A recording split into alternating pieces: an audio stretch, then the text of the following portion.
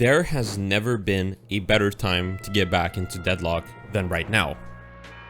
If you're a player that hasn't played in months and you want to get back into it, but you're a little bit overwhelmed with all the changes, I strongly recommend that you watch this video to the end because I'm going to give you a bunch of tips and advice about all the new things in the game and how you should approach them in order to not feel like you're 8 months behind compared to everybody else.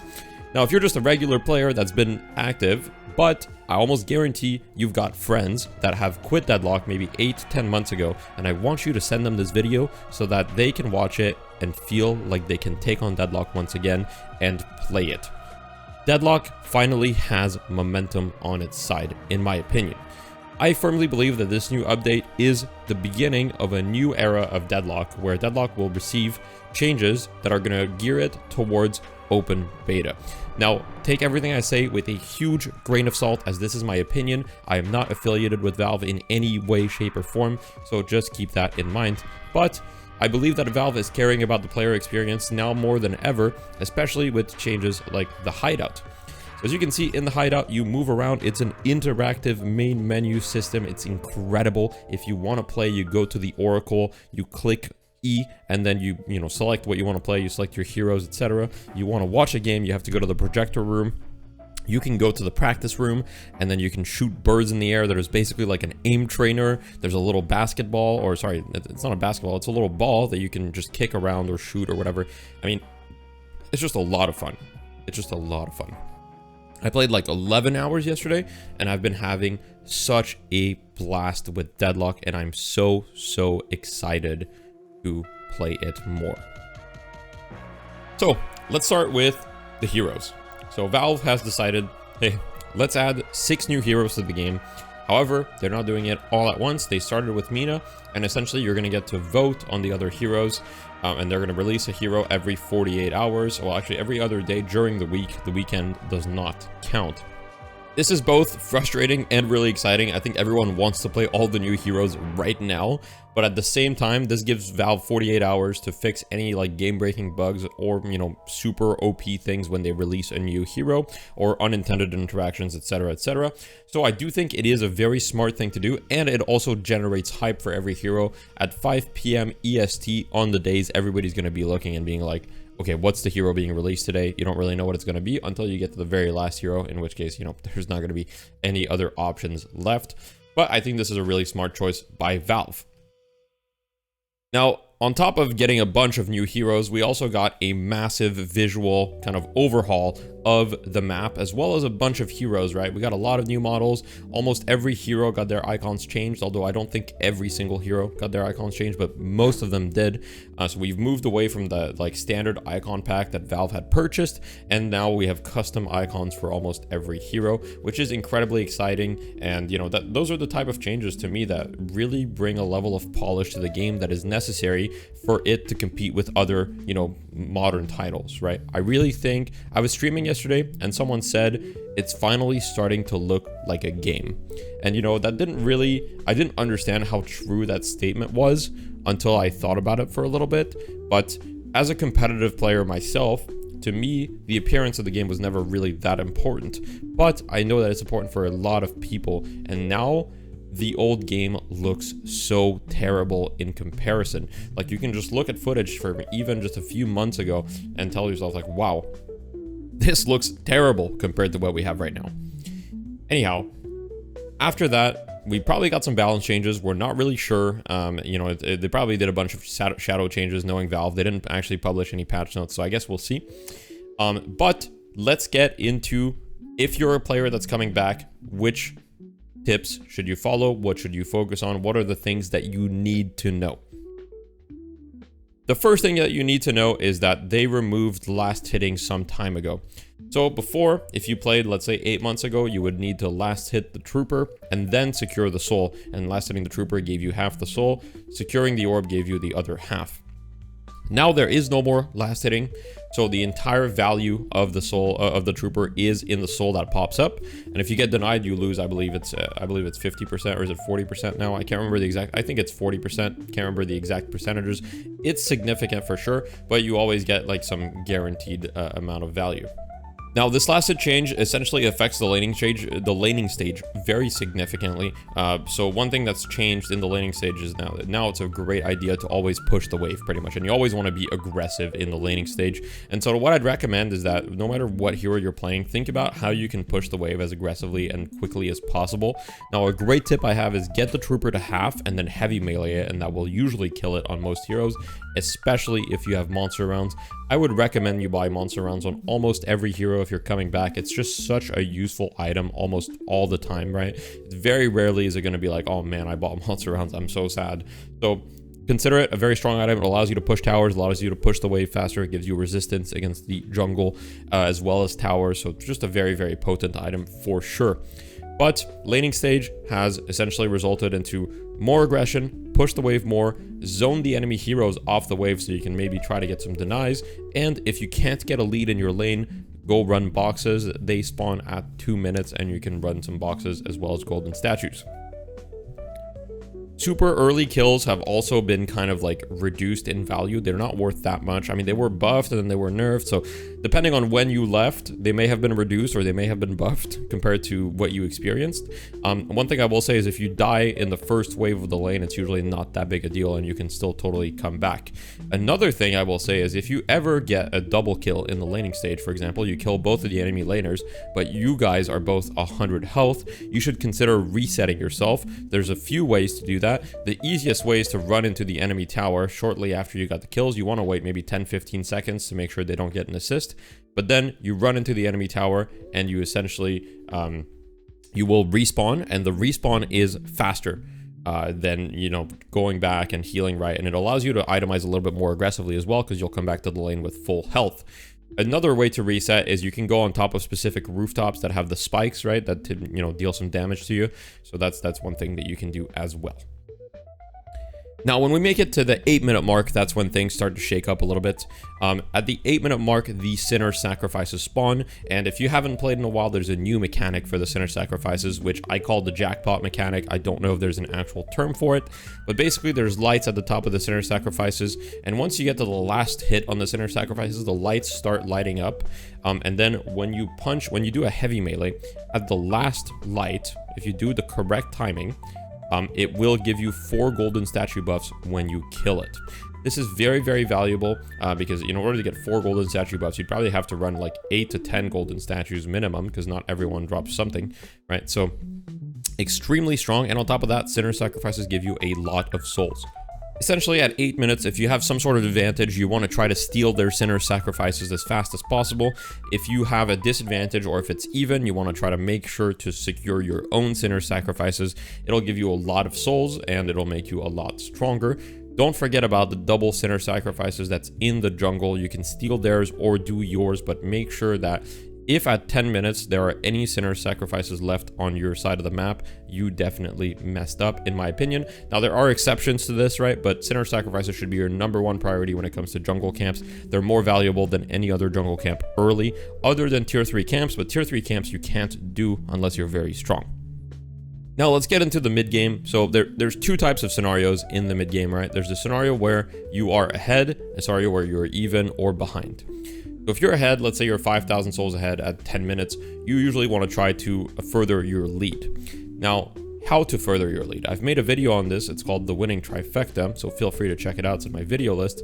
But essentially, the main way that you should try to further your lead is by 1, stealing their farm, 2, running the urn, and 3, getting objectives, right? Getting objectives is probably the hardest one because if you have a 5,000 soul lead, you've probably killed all of their guardians, and getting walkers at 10, 11, or even 12 minutes is very, very difficult unless you have a massive, massive lead and you have heroes that are good at pushing walkers.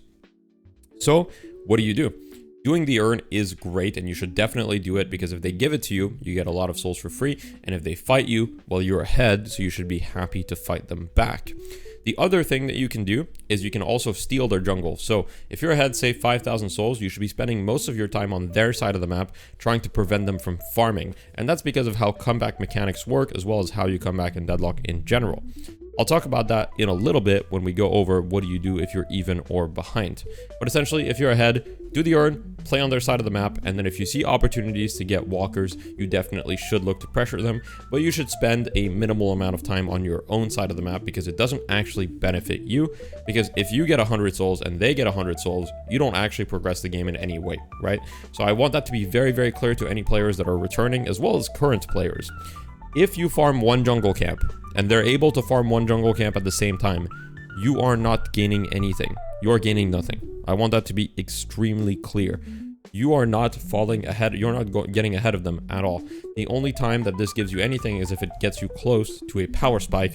Now, I have a video on power spikes on my channel recently as well, if you want to watch that and get a further explanation of what that is. Now, what do you do if you're even or behind? So, we need to understand how comeback souls work in the first place. There's been a lot of changes to comeback souls in Deadlock, as you know, it was like too powerful, it was too weak, etc. Right now, comeback souls work in proportion to how far behind you are. So you get comeback souls for kills. I don't know exactly how much. Maybe someone has the numbers. I haven't seen them recently. You get comeback souls from the urn as well. And you get comeback souls from troopers, the jungle, and objectives. You do not, however, get comeback souls from boxes, just as a little fun fact. At least I'm 99% sure. Someone correct me if I'm wrong.